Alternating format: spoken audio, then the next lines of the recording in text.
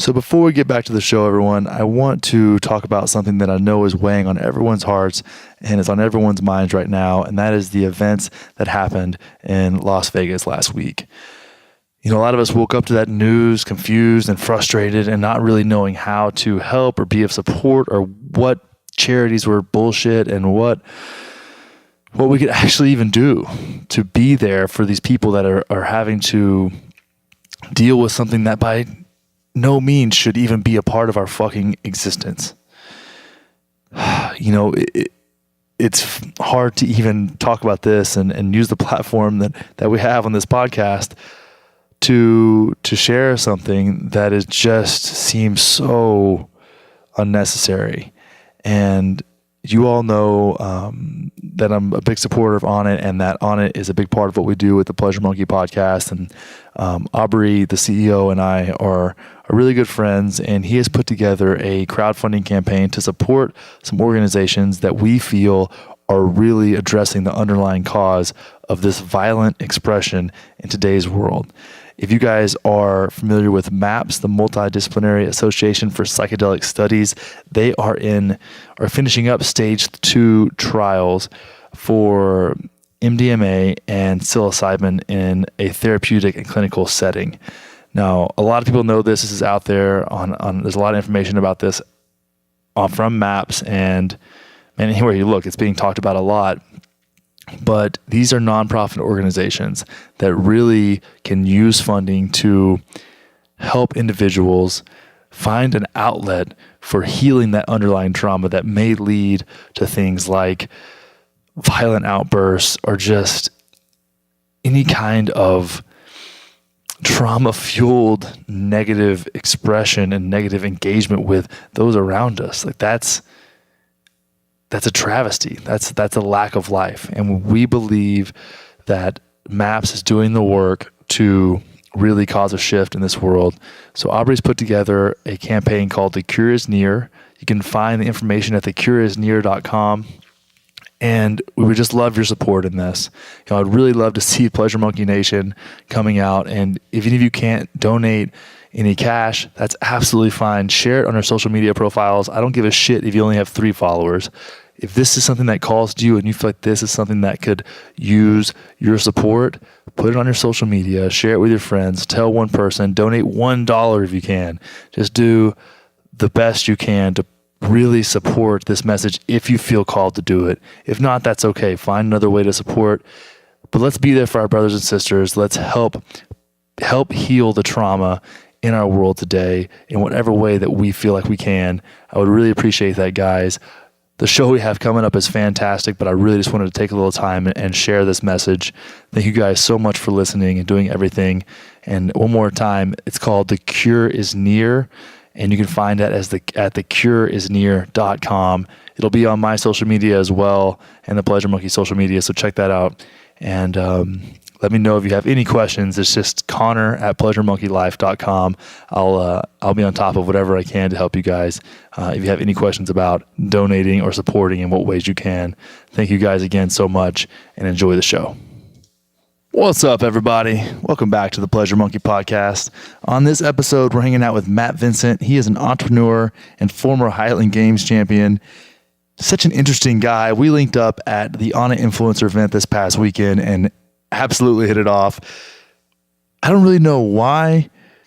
I tend to find people who are large and love thinking about life and the crazy, crazy mess that we find ourselves in. But here's another one.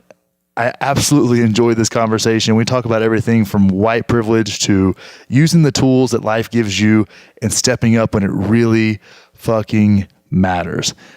Again, such an awesome talk. And if you love this show, guys, I would really appreciate if you would head over to iTunes, give us a 5-star review. And if you love what Matt has to say, go find him on any of his social media platforms and just slide in the DM. Let him know that you like him. Let him know that you like what he has got going on.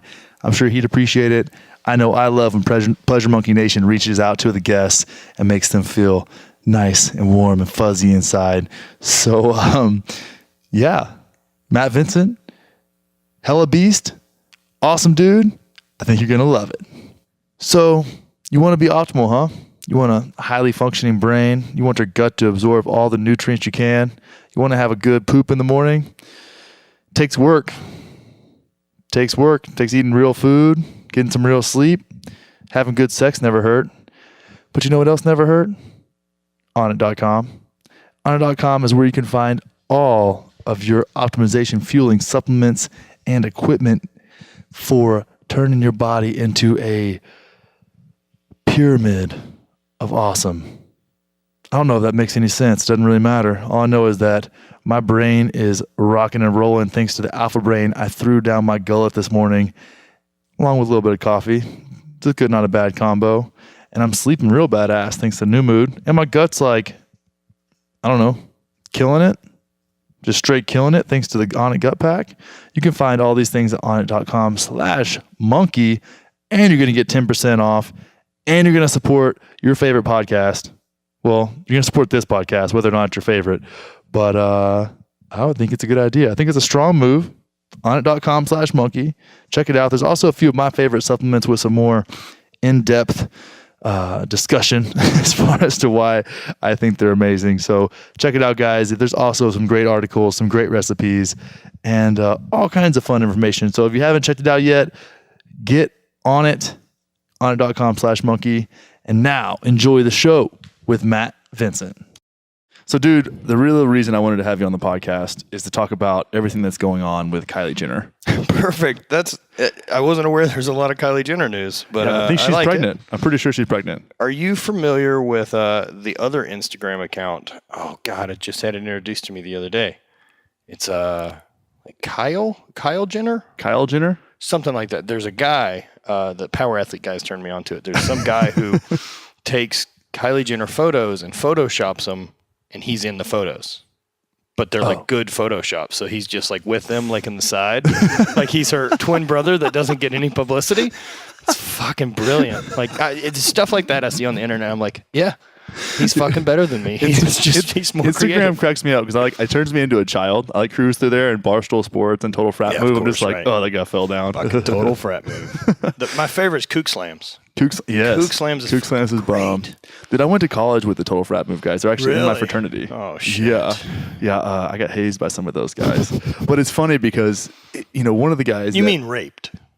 Moderate amount of rape. Yeah, that's all right. Yeah, there was some sexual assault for sure. A moderate amount of rape's a comfortable amount of rape. Actually, there was no sexual assault. I got to put that out there. Went too far, too fast. If you're a cop, you have to tell me you're a cop. Yeah, right. There was no hazing. It was just friendly. Of course not. It's just friendly fraternization from fraternities. Exactly. Yes. Just hanging out, doing things. Doing dude stuff. What bros do. Yeah. I still haze people. Yeah, it happens, man. Yeah, I just got an intern for the podcast, and he gets hazed on the regular. Since when in our country did ball busting become something we're not allowed to do? 2014 on November 18th. Jesus. It's crazy, man. We are relatively limited as white men. It's what we can say in this world. Well, the truth is, right? It's been about 5 years that white men are the main group that we're still allowed to make fun of.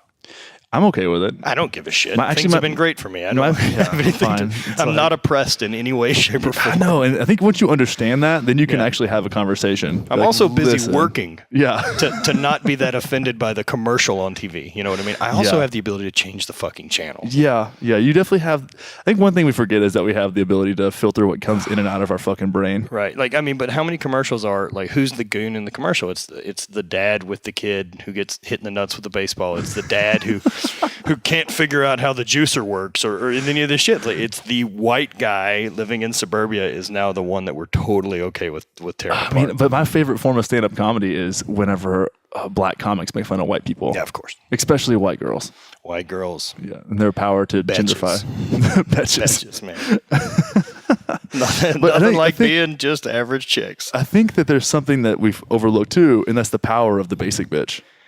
They have the power to change entire communities. Oh yeah, fucking Chrissy was bagging shit on my wife. We were nice, and she's like, "I love your Instagram. It's just basic bitch as fuck. It's like, coffee. Here's some dogs I met. Here's the thing I did. Puppies and coffee and makeup tutorials."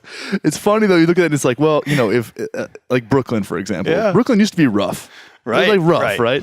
And then white girls were like, it's mine now. And Yeah. they just jump over there and they say, hey, now there's Trader Joe's. I'm and not you get fucking mad about brunch everywhere. gentrification. It's super nice going to places and there's less of a chance of being mugged and there's more of a place of getting a good cup of coffee. Like this is great. I'm not trying to live here. I'm on vacation. I wish we could have both, though, so I was always on alert. Well, like, just go to New Orleans. It exists. Oh, yeah, true. That's right. Yeah.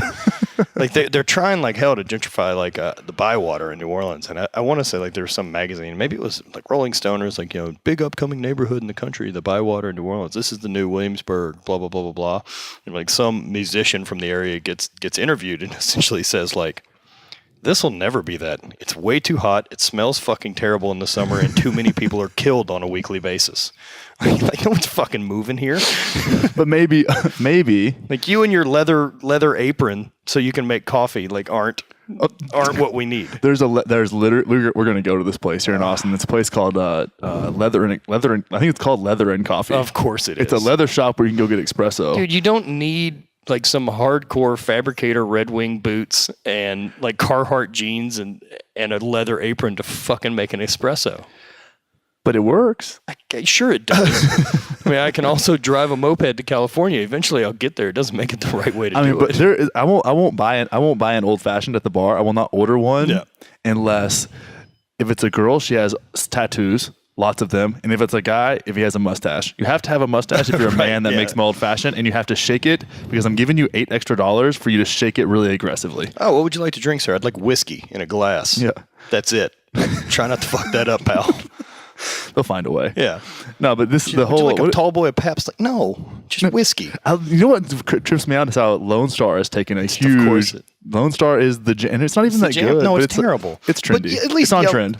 It's the big push back against all the craft beer, all the crazy IPAs and all this shit. We're getting the pendulum swing back the other way, and people want to drink yellow beer again. Yeah. Which, cool, whatever. Yeah, it's funny because it's this constant tug of things being mainstream and then not mainstream and then mainstream again. Everyone wants to live outside the bubble, dude. No one wants to be Nickelback. I'm special. I'm a snowflake. Like everyone's a fucking snowflake. Chill. Yeah, right. Do something with your life. Oh, good work. Yeah. Here's your pat on the back. Yeah, dude, you're killing it.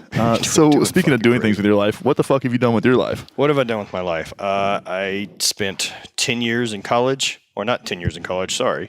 I killed it. I'm a doctor. Lots of people spend 10 years in college. Went to school at LSU on a track and field scholarship and was a terribly average athlete for 5 years. So you obviously ran long distance? Yeah, I was a long distance high jumper. High jumper? You would run really far and then jump over a thing. Okay.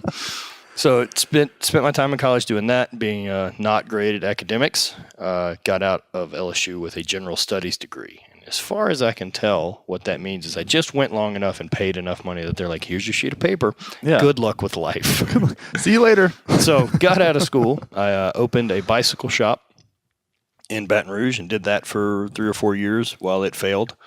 And then the biggest problem with it was Baton Rouge is the least bike-friendly place on earth, and I was a 22-year-old owning a business. It was fucking stupid. Sounds like I would have advised you against doing that if I would have known you at the time. Yeah, my brain should have kicked in, but live and learn. What are you going to do? Your early 20s, that's not really. You're not wired up to make good you're decisions. There to make mistakes. Yeah. It's nice to get that first failed business out of the way. I can speak from experience. Yeah, because then you can at least be like, oh, well, that wasn't the worst thing in the world. I didn't have a shit ton of debt or any of that from it. I had a little bit, but there's your receipt. Sometimes I'm like, I've talked about, my business failing, and especially when I started getting more in the business space, people are like, oh, you lost, it was less than $100,000 on your first business is what you lost? And they were like, good job. Yeah, well done, dude. That's called a win. Yeah, you did great. I mean, look, it paid some of my bills for 4 or 5 years. I think the shop was open for 5 years. And 5 years, that's impressive, man, and that you kept it afloat. What wasn't cool was working at the bike shop from like 9:30 a.m. till 7 p.m. and then at 7:30 I went to go bounce or DJ at the strip club to pay for the bike shop to stay open. Like, that's a fucking dumb business move. If anyone's wondering, like, don't get a second job to afford the first business. Like, just fucking work the other job then. Exactly. That's called we just need to get over this hump, man. If we can get over this hump, we're gonna make it. Like, it's never gonna happen, dude. The funny thing is, like, it's just over the next. Just need hill. A minute. Like, I just got to get over this next hurdle, and then, dude, something will punch you in the dick every time. Every time. But we have to pay for the electric bill. Oh yeah, there's bills. Rent. Oh fuck. Oh, rent's rough. I shouldn't have to pay rent. Going full socialist. They should. Yeah, I should just they be able owe to it to have me, it. to be honest. Yeah, I'm owed Yeah. this 5,000 square foot facility. I like entitlement. I'm trying to get more. Yeah. Yeah. Give me these things. I work hard. Yeah. I'm not even interested in paying taxes. I'm not either. Am I supposed to do that? I've done that by now. You don't have to. I thought that happened at 40. It's more of a recommendation. Oh, okay. It's a recommended like stop donation signs. to the exactly. So bike shop, shit the bed. Yeah, that shit the bed, and then I got a real job in the petrochemical field, and worked my way through getting promoted, and then getting hired by a different company, getting promoted, getting hired by a different company a couple times, kind of climbing the old ladder, if you will, into a sales position that was really comfortable and a great gig. And the last job I had, I did it for 5 years, and it was very much like that was a turning point in my life of like I was making enough money and had enough free time to like, oh shit, like we're above water. God, Like that this feels good. feels cool. I put my head relax. above. I put my head above water a couple times in my life. I was like, oh, this is great. I'm underwater Yeah. again. And then in March, they decided to not give me any more paychecks. And so I was like, all right, I guess I'm going to do this apparel thing. And so now I do that. And in the meantime, I've spent time competing in kind of everything. Jack of all trades. The one that I stuck with the most was Highland Games. And that's where I found some success as an athlete. So I was talking to somebody earlier today, and I was like, "Yeah, I'm interviewing a guy who's competed in Highland Games," and they were like, "What is that?" Fat guys in kilts with a telephone pole. That's the easiest way to say it. They throw telephone poles. I'm like, yeah, that's kind of what happens. That's They pick up basically rocks. it. Yeah. Moderately chubby dudes with kilts. Yeah, that's what I do. And so, I got to do that, man. And look, it's a fucking great loophole of athletics.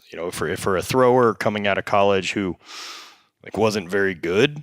Like, as a 60-foot shot putter and, a decent discus thrower and a decent hammer thrower. None of them like at a national level. But like if you were 10% better than me and throwing like 66 feet, like you could kid yourself that like I could put one together and maybe hit 68, 69 feet, maybe makes an Olympic team, do some stuff. Yeah.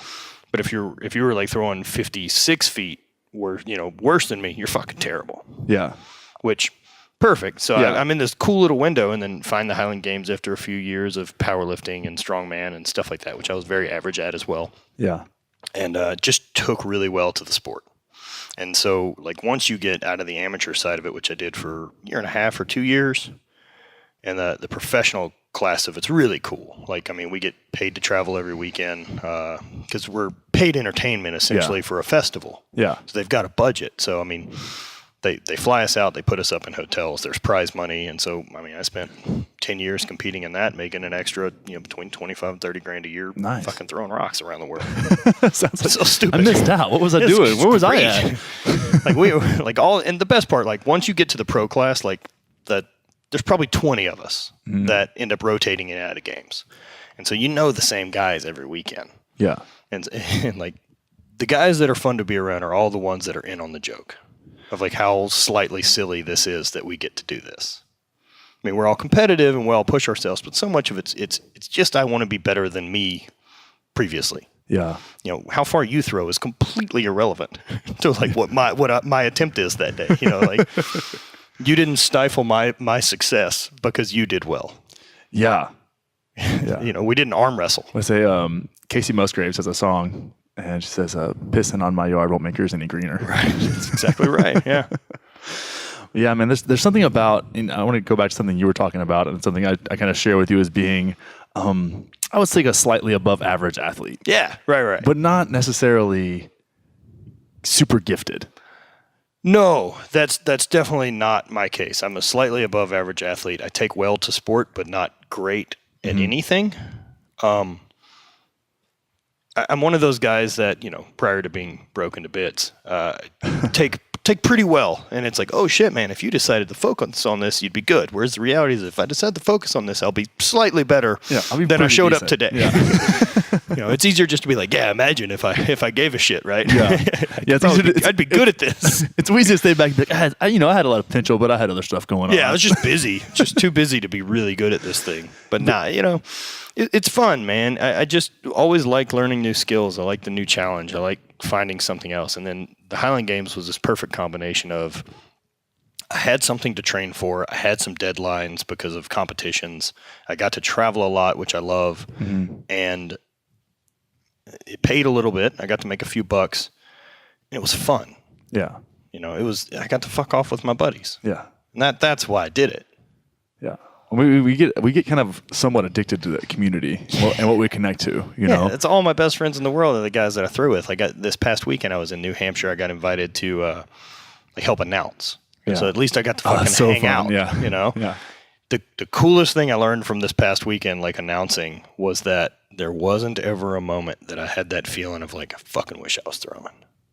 Isn't that the best? It never clicked in. I was like, all right, we've turned a corner. We're good to go. I think the first couple years after football, I had a hard time watching it. I'd be like, these guys are pussies. Right. I'd be out there. Yeah. The receiver's not even blocking. What an asshole. And it's I'm in the stands, you showed them. You showed them. Because I wasn't good enough. And I got hurt. Just shaking your fist like an old man from the stadium. And it's once you can watch that, and same thing with CrossFit, competing in that for 7 years. And it's funny because I was just kind of the same. I was good. Right. I wasn't great. I was never going to make it to the CrossFit Games. Maybe on a team. Maybe on a decent team. Yeah, sure. I wasn't going to be on a. I was 6'4". I had no. I looked like a giraffe. If you had 3 other guys on the team that were Rich Froning, you guys would be baller. It would be great. We'd be killing it, But the one thing that I took away from that I really enjoyed, and what I try and put myself into now, is putting yourself into things that you're not necessarily super geared up to do, and then figure it out. That practice of problem solving with your own body, with your physical body, is awesome. Yeah, we spoke about that a little earlier, right? When we were up at the gym, and Kyle and Kurt were getting ready to do some jujitsu stuff, and that's got a big interest to me. Yeah. Partly as a man, right? Because while being physically active and doing a lot of weird things with my life, I'm strong and fit. I don't honestly know how to defend myself. I could defend myself against some drunk idiot at the bar. Yeah. But if someone had any experience with fighting, I'm in fucking trouble. You know what I mean? And those guys are probably 160 pounds. Dude, I stopped fucking bouncing because MMA got popular, and start seeing someone who looks like Conor McGregor, some 140-pound dude. I'm like, that guy'd feed me my fucking teeth. That would be, isn't that embarrassing? This guy I wouldn't even know what happened. Why am I asleep? That can't be good. Why am I in the hospital? I was at work a second ago. Fuck. Yeah, it's so yeah, man, it's fun being a kook. It's fun having this thing, and then you get that initial wave of getting better at something super fucking fast. And then when you hit that plateau is when it's fun. Because you've hit that plateau of potential where there starts being this push and pull that if I train a little harder, I can't recover. Yeah. Or, the easiest one for me to look at was with throwing. And I had this, I always looked at it as speed, technique, and strength. Mm-hmm. And so if I got stronger, if I spent too long in the weight room trying to get strong, I would get slower. Mm-hmm. Or I wasn't throwing enough, so technique suffered. But if I spent too long out throwing, I lost strength. So it's trying to optimize that triangle of your attributes, more or less where you can push and pull. It's basically like playing Magic the Gathering, for yourself and trying to build your character. I'm proud to say that I don't know what the fuck you're talking about. Good. Oh, so you were a guy that got laid in high school? No, I didn't do that either. Right. I was just drinking beer and in parking lots. I was just into weird stuff. I didn't have anything better to do, so played some role-playing card games. A lot of Halo. I think Halo was more. Yeah, I never got into any of that. First-person shooters. It was more. So I like adventure-y shit, like Grand Theft Auto adventure, but I'm not into amulets or wizards. Those things kind of space out on me. I'm not into Lord of the Rings. I just can't. I'm like, why would we watch 9 hours of a fucking movie? We're gonna lose listeners right now, and Lord of the Rings is one of the worst movies of all time. Well, I mean, look, I watched Willow. I got the gist of Willow in 90 minutes, and it had Mad Mardigan. Why do we need to remake that in 9 hours? They fucking got it done, dude. They got it done. It's been done. Well, then I think I watched those movies, the Lord of the Rings movies, after Game of Thrones. Yeah, I was already watching. So it's that completely just breaks the whole system, and you're like, oh, the good guys are gonna win. Cool. Where are the dragons, and how come everyone can't die? Yeah, and Game of Thrones has enough not insanity for me to deal with. You can't just throw out the amulet power and they win. It's basically why I felt like any superhero movie where Superman's involved is just a shit show. Yeah. Because if Superman wants to win the fight, he just wins the fight. Yeah. Like, why are we even having a fight? What's the conversation? Yeah, like Batman's decided he's going to take on Superman, and immediately he evaporates because Superman flew through him at the speed of sound. Like, fuck, he's dead. Yeah, there we go. Fight over. Like, you can't fight against that guy. What were we talking about? I don't know. Just gets loose. It gets loose. No, but being able talking about jiu-jitsu and putting yourself in rooms where you suck. Yeah, learn some new stuff, man. Put yourself in places where you suck. Like if you're not every now and then in a place where you're the terrible weakest person in the room, whether that be intellectually, physically. Yeah. I don't know about spiritually because that might put you in a weird place, but but at least if you're going in with the right mindset that you're there to learn, that you're a sponge. Yeah. And I think a lot of problem people have with the going in to learn and being a sponge is they take some of the bullshit that they've brought with them, or even, just because you have knowledge from A doesn't mean that's going to, any of it transfers to B.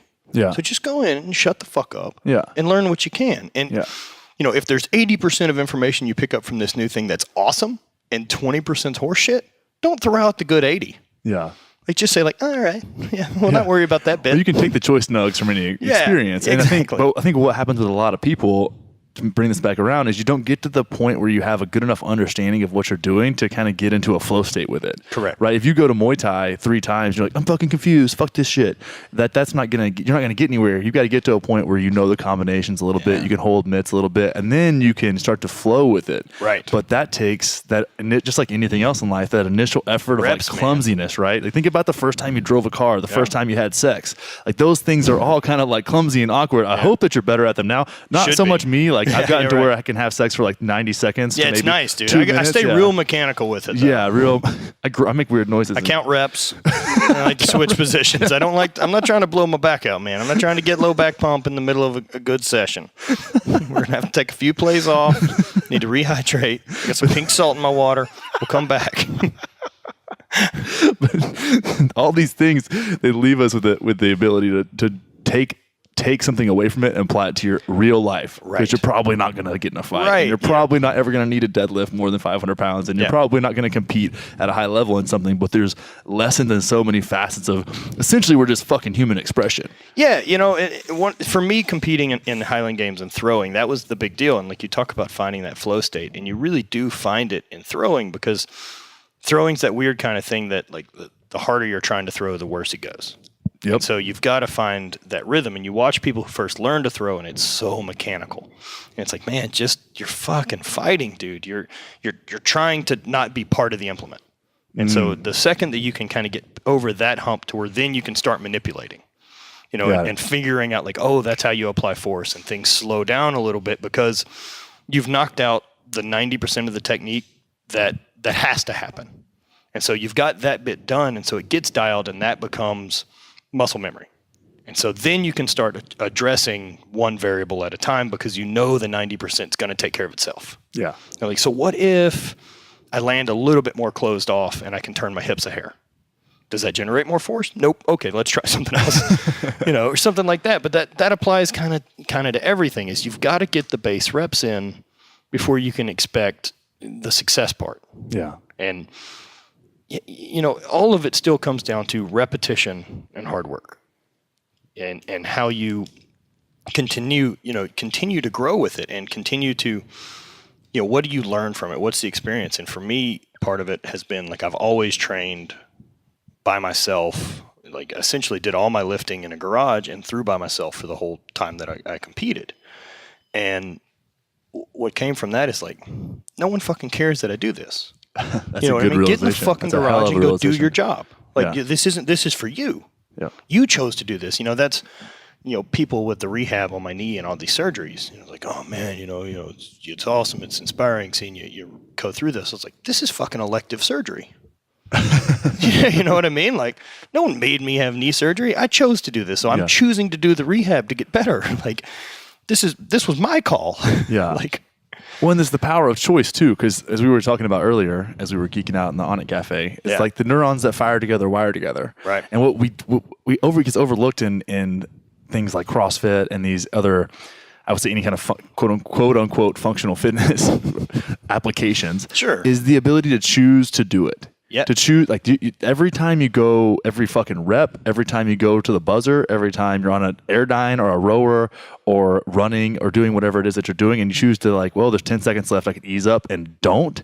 Like, that is a kind of a tough decision that you've made, and that wires your brain to make the right decision in those circumstances. Exactly. Back into an actual life that matters. Like when you need to show up for your relationship, or when you need to show up for work, or when you need to make that thing, get that extra little push in real life. That's the value of this stuff. And then having a community around you that supports that. Absolutely. The community, and that's the guys that I threw with. That's, the friends that I've made in the strength and fitness industry that, that have your back. And, but there's something that comes from those reps, and like you're talking about, that ability to know that you can push when it counts, and that I think you can learn to be a gamer, right? You can learn to be a competitor, because there's something confidence in you that knows push comes to shove. If this is the time it counts, and this is the time I've got to perform, I will fucking show up. Yep.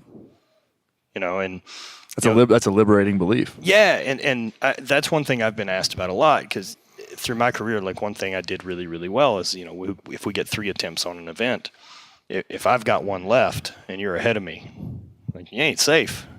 No, like, I'm going to get it fucking done. Fuck yeah. The 2 world championships I won by, a half point at one of them, and then, a 1 point at the other.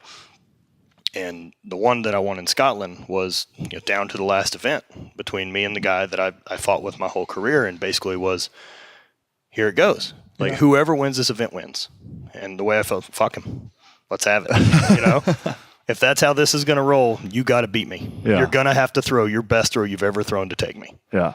And if that's the case, good on you. Exactly. And then it's the results. Yeah, because you know that you've trained your for that moment when you need to show up. Like, I felt the same way with third attempts. Third attempts, and if you guys that aren't familiar with strength sports, like, you usually get 3 attempts at a lift or a throw.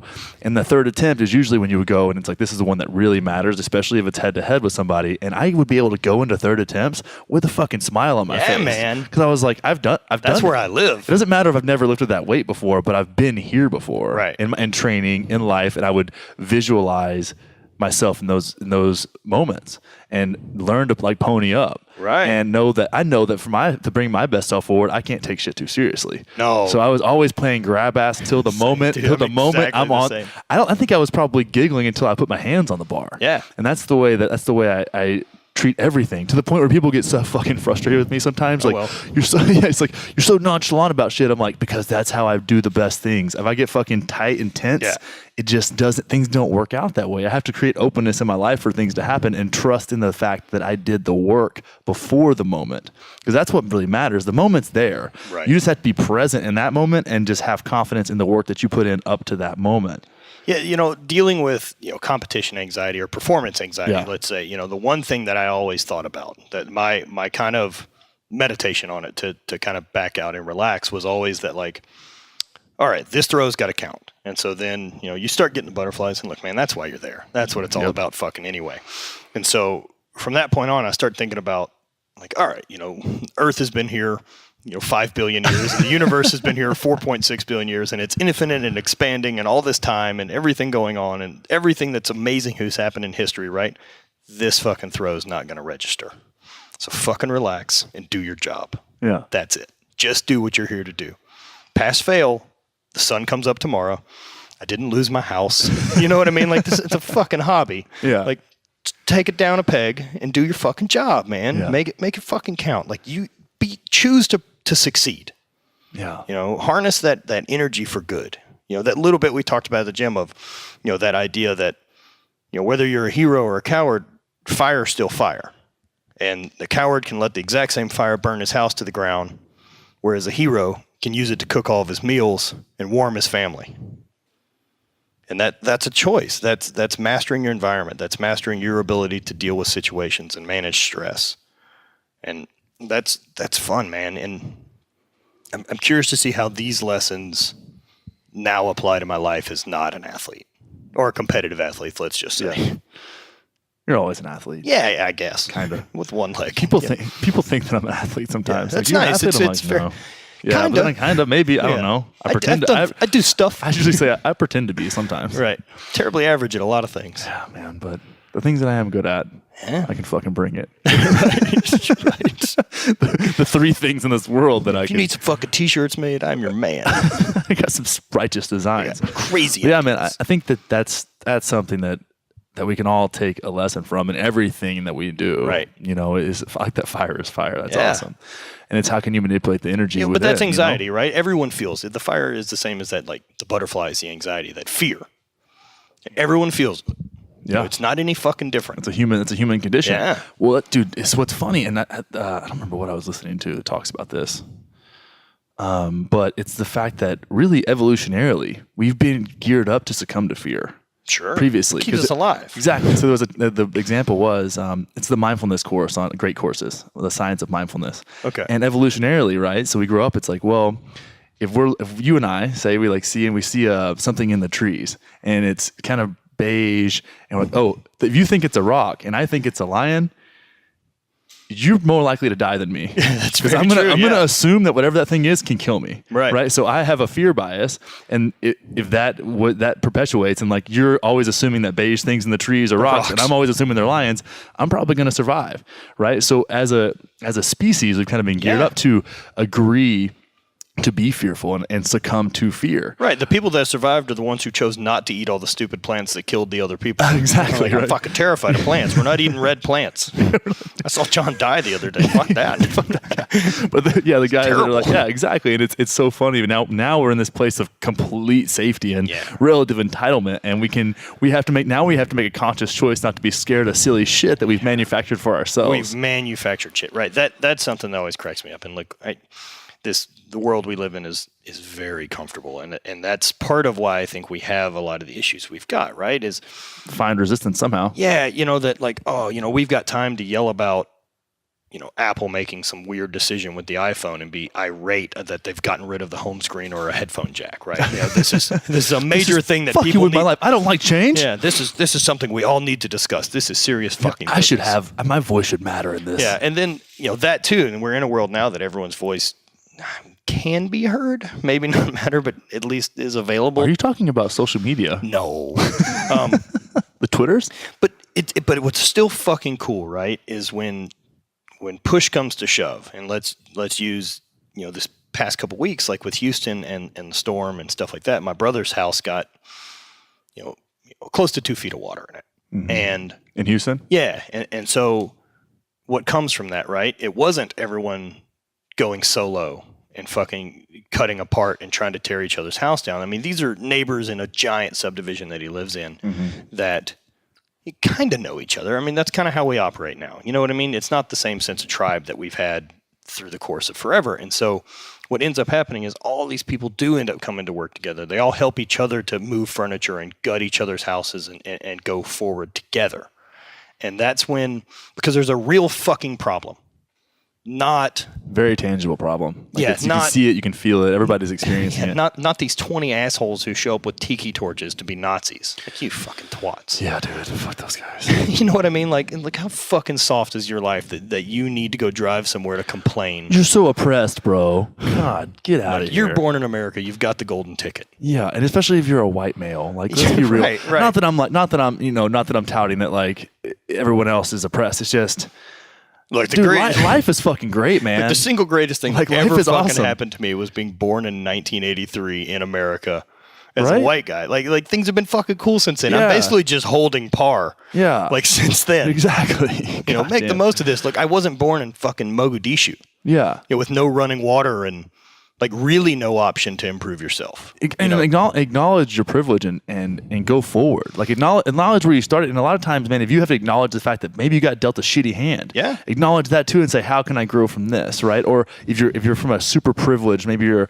a white man that was born wealthy. How many of those guys fuck their shit up? How many of those guys end up depressed? But and how many fucking people come torn from to pieces? shitty backgrounds that do sort their stuff out? Like Exactly. it's not fucking impossible. It's not impossible, but it takes a little bit of awareness of your situation and Right. how to say, hey, and just taking the approach of of the beginner's mind, right? Be a white belt with your own fucking life and say, how can I grow from this? Right. How can I bring my best self? How can I find alignment in who I am? What do I really value, and not adhering to the patterns of the past that created your fucking circumstances? Right. Because that's not you. You are not your past. You are not your circumstances. You are you. And to find a place to truly fucking express yourself in a way that you're in alignment with and that fuels your fucking soul, not to get too woo-woo here, but that shit will fire you the fuck up, and it will be the catalyst for change in your life. Of course, man. And not to make light that, I mean, there are fucking people that have been dealt a shittier hand than I can overcome. The first time I ever really started thinking about that, right, was we had a rent house, and this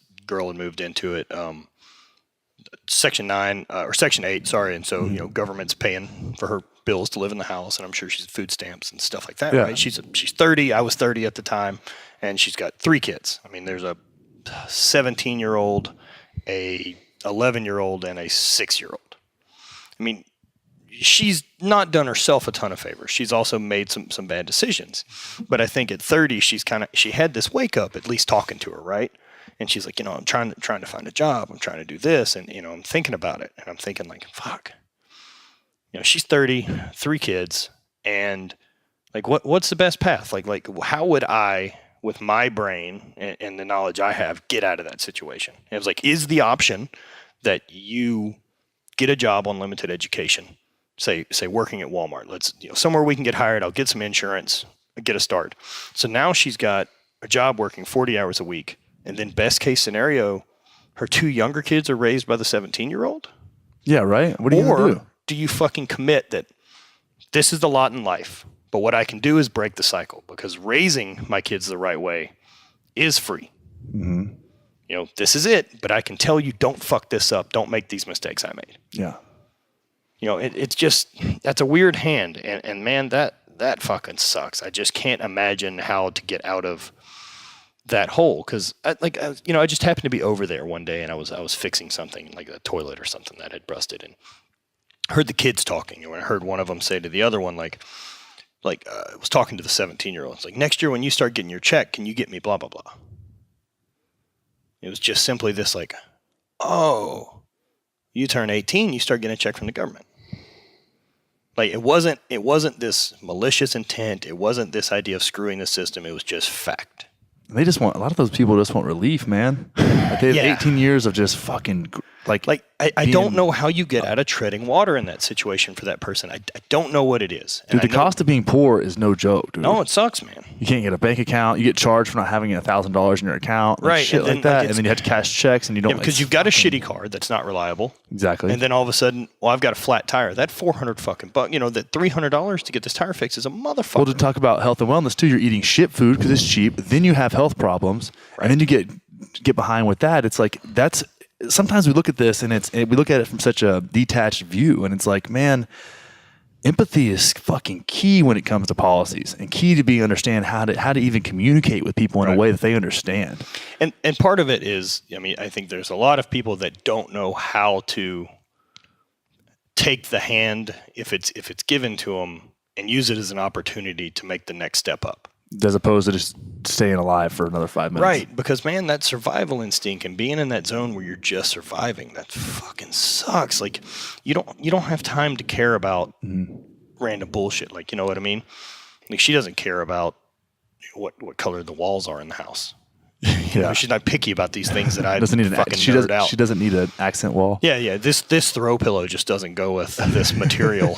You know what I mean? She's fucking surviving, and I got a lot of empathy for her, and try to give advice and try to do stuff like that. I mean, it's also not my job to afford her life. True, but I feel bad for her. Have some compassion for a situation. Yeah, and likely she got into that. How old were her kids? You said like 16. Yeah, 16 or 17, 11, and 9 or something. So she was something like that, but she was 30. You said. Yeah. So you're 7 kids young. Of course, right? And then you don't even you're all by the time you're old enough to understand what the hell you got yourself into. You're in it. You're trapped. You're in the bottle. Yeah, you can't fucking undo that. Exactly. You can't unring that bell. Yeah. And and so if she decides to work and do her thing, like, what's the chance that her 17-year-old unsupervised doesn't make similar fuck ups? Because case we're not sure, high school kids tend to make fucking not great decisions. Like, if we can make some guarantees, high school kids are going to do two things. They're going to fucking drink a bit and fuck. Well, yeah, they are. But and it's like, and that person that's teaching them like doesn't really know how to communicate, which we're not really taught how to do well, how to make the right decisions or better decisions, or how to learn from your experiences. I think that's one thing that we don't teach children enough is say, hey, I'm not going to shame you for fucking up. You're a kid. That's part of it. But here's how you would learn from your mistakes and not get yourself so deep that you're fucked, right? Right. And there's a lot of it that is that learned helplessness. You know, that because well, grandmother was also in the same situation, and so was her mom. You know, so now you've got 4 generations who've operated at this barely a head above water, and so that's a weird spot. You know, I was really lucky to have parents who had their shit together. Yeah. And so it's funny that you say that, man. I did the last podcast I released was with my girlfriend Liv, and we were talking about how our parents' situations kind of led us to looking at viewing relationships and how we experience relationships differently. And someone had asked, because my parents were both drug addicts for a while when I was growing up, but actually when I was 5, I moved in with my grandparents. So he was like, "How did you decide to break that pattern?" Because it's a really big part of my life, and not only breaking it, but sharing with other people how to do the same. And that may be from a tough childhood to kind of just complacency in their life, right? Looking around and being like, is this it? Is this what life is? And I try and help people through that experience. And one thing I really attribute that to is that I did have I saw some pretty rough things that kids wouldn't have seen, but I also had super loving grandparents, and they weren't like super with it, and they were younger. So I think my grandma was like 37 whenever I was born, right? So she's young, right? Crazy, right? So my grandparents were old my entire life. She had my mom when she was like 17. My mom had me when she just turned 20. So, but they were super loving, so I got to experience contrast. So I got to see like, okay, well, this is kind of shitty and crazy and traumatic in a way. And as I grew up, I got to say, well, this is what love and compassion is like. Maybe I wasn't the best. Maybe they weren't as savvy to the world that I was living in as would have been great, but that's okay. Yeah, but the big picture items did click in. They loved, right? As best they could. Same deal with my parents were the same way. You know, my parents' my dad's parents, not so much. Yeah. They're kind of an asshole.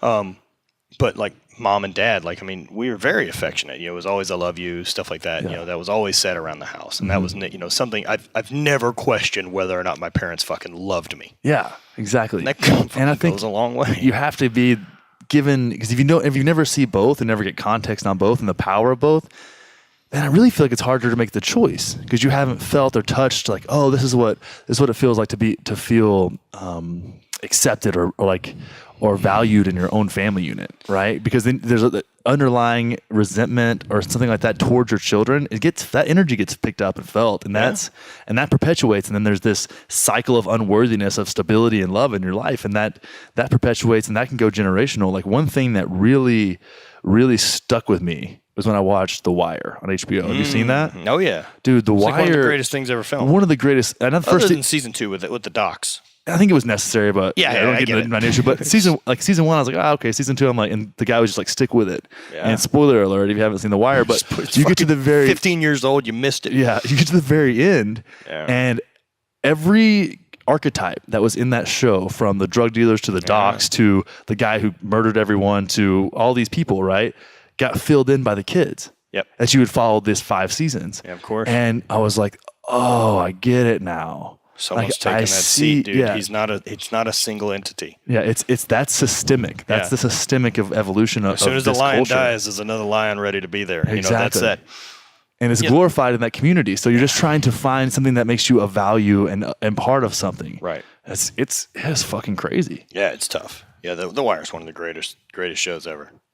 Yeah, it is. But I mean, that's something about understanding how you can I call it break the pattern and see what that pattern. And that and for most people in our situation, right, where you have a relative amount of privilege, it's just looking around in your life and being like, I feel like there's more to this. There is, right. And but part of that too is like, while having some privilege, while having some things go my way, there's also some choices to make along those routes. Absolutely. Like I remember the first house that I'd bought out of college, the one that I ended up having to rent house. It wasn't in a great neighborhood or any of that, but I did choose to buy a house I could afford. And so like this was during the bike shop days. Like I'm not really making any money. I bought a house for $97,000. I bought the cheapest house that I didn't mind living in and had roommates.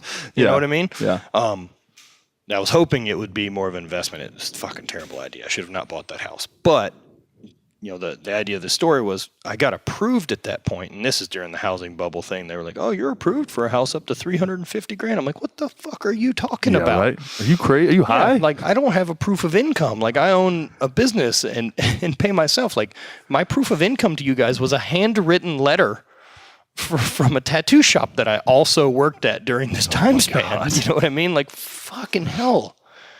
Why? I could have done that and really fucked things up.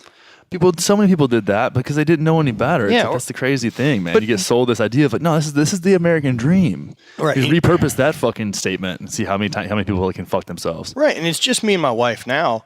And like we built our house probably close to 4 years ago now. And like part with that is like we didn't build out of our means again. We've got a 2,000 square foot house. We could have afforded to build twice that or buy a $500,000 home or do any of these other things. But then when shit in life happens, like, oh, I lost that job. Yeah. Well, fucking then what? But what's important to you, right? Find your and values, for me man. is like travel and perspective and experience and all these things. There's a couple certainties I have in life. One of which is I'm going to die. Certain on that one. I mean, with modern science and my income, that makes 250, 275, I think is totally doable. But I'm probably not going to die. right, yeah. I'm actually going to upload my consciousness to my iPhone. I think the iPhone 10. There's an app. Yeah, it's going to sprout legs and start. I'm They still just going to take enough selfies, you get a full wrap, and then they can 3D print you. Yeah, that's the move. Yeah. Then you get sent off into a Westworld type environment. Good to go. Sign me up. Can't wait till they start building knees like that. That's the same thing about lumbar spines. I'm like, as soon as that robot lumbar spine comes out, sign me up. Cut me open. So I know that I'm going to die. And I'm very aware that like I'm not a guy that believes in an afterlife. Maybe some energy lives on, but it's not. I'm not cruising around the clouds. You want to smoke DMT? not at the exact moment. Get weird, man. And so what I am certain with that I'm going to die as well is that as of today, I have one less day that I'm going to be alive than I did yesterday. I don't know what that X number is, but that number's ticking down. And if I look at it like, all right, I'm 34 years old. Let's say on average I'll be 80 and I've got 46 years to live. If I was to put a fucking marble in a jar for, 52 weeks times 46 years, and every week, on every Monday, you take one out of that jar and look at it and say, did I fucking waste this one? Before you throw it in the trash can, because whether you wasted it or not, it still fucking goes in the trash. Yeah. That's... Man, I just want to go. Like, I want to go. I want to do. And, like, who's to say that, like I don't fucking... Like, something stupid doesn't happen. I get sick. I don't fucking get hit by a bus today on my way back to the gym. Those things fucking happen. And I don't want to live playing safe, going to a cubicle every day, looking at a wall, waiting for my 2 weeks vacation to do the same fucking thing. Yeah. That's not the life I want. And look, man, I'm glad that there's people that are out there and that's comfort and that's what they're happy to do. But I'll take less comfort. Yeah. I don't want comfort. And what I don't want is the idea that like I wake up at fucking 60 and I go, I was 30 yesterday. What the fuck happened? Where did that go? No new experience happened to me in 30 years. Like that's not what I want. What I want is, my idea is I can slow down time by traveling and having new experiences and learning new things. Because when you do that, like I think about the 6 weeks that I got stuck on the couch post-surgery, like that shit went boom. And I don't have anything cool to tell you about that 6 weeks. I played some video games, but that's it, right? I did some writing. I try to do the best you can, but that 6 weeks was still just time's got to go. Yeah. But the 10 days that I got to spend in Iceland this summer, I could talk to you for hours about it. Exactly. That time fucking slows down. And that's how you manage time better. Instead of it's just like another year. God damn, that's dude, terrifying. how Even hearing fucking you say quick that now, makes me anxious, man. Like how fucking quick now do you think I mean, do you remember like high school, right? To where like 2 weeks is a long fucking time in high school because you've got weird deadlines and you have this class and you got this other thing to do and like everything's on this weird schedule of like new football game or I've got this And your thing community's like around you every day. Right. Yeah. You're connecting all the time. And Right. having So things experiences. slow down a ton. But you get out of high school and you get a job and you're like, oh, there's no summer. Oh, this week is exactly the same as last week. And it's so easy to be like, oh, we'll just do that in a month. That's here. Yeah. Fuck. How fast months fly by trips me out sometimes. Gone, dude. Like I want to just fucking wring the marrow out of every instant. Dude, of it. and I think the biggest, and what I've seen and the people that I work with and what I do and what I've tried to apply to my life is invest the time in yourself to find out what you actually give a fuck about. What you love. Like what is it? And then when you have an understanding of that, which takes some work on the front end, just like anything else we were talking about, whether it be training or what the fuck ever, it doesn't matter. Put in the work to find out what actually you value and what fuels you. And then when you have that understanding, you can invest into those things and fuel your own life experience. And that's taking ownership of your own life. That's it. Yeah. And man, as that time is clicking down, like wherever it goes or any of this stuff, and if at that fucking end of it, right, that you do get that big drip of all your past life experiences, and that happens, right? Yeah. I hope that time lasts a long time because I got a shitload of cool ones. Yeah. Not staring at a fucking cubicle, not sitting in some room having 4 bosses doing a thing I don't fucking care about. You know, I basically stare at my desk all day. right. I pretend like I'm Every working. single day you talk to me is the worst day of my life. Like that's, just fucking avoid that. And look, man, not everyone wants to live the way I live, and that's cool too because that's a choice you get. Yeah.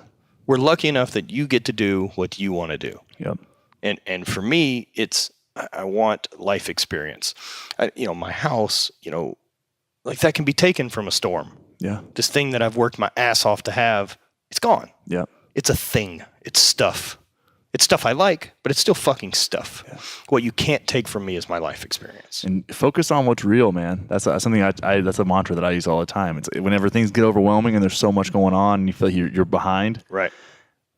Really truly think about the things that are real to you in your experience. Like your house isn't real. No, but your connections, it's a place that my stuff lives. Exactly. And it's all stuff. Yeah, it's just stuff fucking and things. Stuff. And when you do that, it just your list of 1,000 things turns into 2. Yeah, I could be very, very happy sleeping, in a tent, traveling with my wife. My wife and 3 dogs on the fucking road. Yeah, I'd be very happy doing that. Because you know yourself, man. That's fucking fantastic. But that takes time too. It Getting to know yourself takes a lot of self-reflection, and not all of it's real comfortable.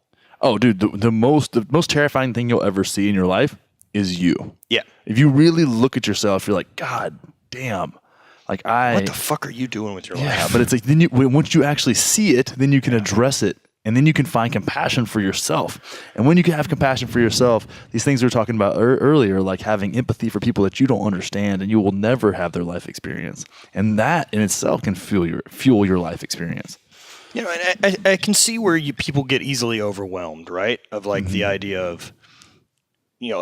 For me, having a small business, right, and then spending a couple days around on it and seeing what those guys are doing, and like, oh shit, like walk back there and there's all the people working, like these behind the scenes type thing, not just the gym. Yeah. And then you realize that gym's there to help these people. Yeah, that's why the gym's there. Yeah, it's not there to be a functional center to run a gym in Austin. Yeah. That gym is to make these people better at doing their job to help more people on the outside. Yep. And looking at that, and having a small business and going, oh shit, that's awesome. And it's easy to get overwhelmed and be like, well, I can't ever fucking do that. I mean, look at this system. Like, I don't know these people and I don't know this. Yep. But it's because you're looking at this giant timeline and picture of 10 years of fucking work, 17 years of work or 10 years or whatever it is, when you can just say, that's what I like. What's the next step? Can I do that? Mm-hmm. Can I, can we get a better website? Do you know what I mean? Like, what's step 1 to doing this? And then make a fucking move and keep making that move until there's a roadblock. And when there's a roadblock, do we step left or do we step right? That's how I try to look at problem solving. It's just just take the next fucking step, man. You don't have to climb the mountain today, but you can chop down a sequoia tree with a fucking butter knife if you're willing to do it long enough. Maybe eventually somebody sees what you're doing and hands you an axe. People understand. People underestimate the power of consistency, man. You just got to keep plugging away. Dude, every overnight success is about 30 years of fucking work behind it. Every goddamn time. Shit, man. Well, dude, I think we could probably keep doing this for 2 or 3 hours. Yeah. We got to go to the influencer event. We're about to go influence people. I think I'm going to be more of the receiving influence type of situation in that environment. Me too. I think my influencer status is barely on the Richter. I'm going to have to go and try to super hide my nerd boner for Lance Armstrong. Oh, Lance is cool. Yeah.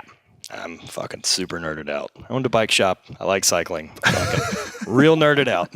Hey, man, you're fucking Lance Armstrong? That's so fucking cool. Well, shit, man. We alluded to a few things you're doing. Where can everybody find you? You can find me at on Instagram. I hate Matt Vincent, spelled HVIII, which is my clothing brand, thehate.com.